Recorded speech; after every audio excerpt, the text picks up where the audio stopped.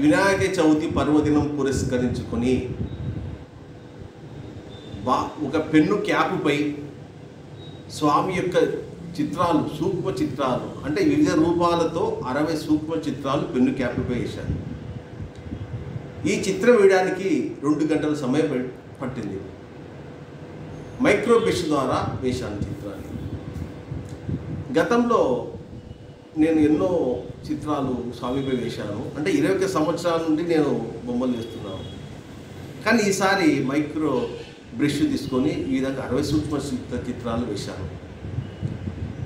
నేను వేసిన ఈ చిత్రంలో గణనాథుడు భక్తులకు అభయమిస్తున్నట్లు, ఓం ఆకారంలో గణపతులు, శంకులో గణపతి, కాణిపాకం గణపతి, త్రిముఖ గణపతి, నాట్య గణపతి, ఇట్లా వివిధ రూపాల్లో వేసినాం.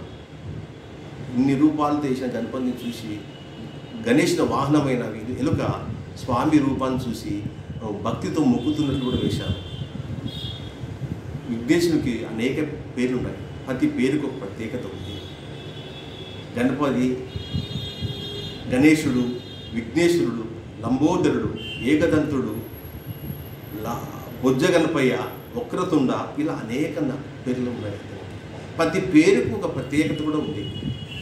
గణపతి అంటే గణాలకు అధిపతి, విఘ్నేశుడు అంటే విఘ్నాలను తొలగించేవాడు, ఏకదంత అంటే ఒకే దంతం కలవాడు. ఇలా ప్రతి పేరుకు ఉన్నాయన్నమాట. ఆయన అనంతనామదేవుడు, మహాకాయి.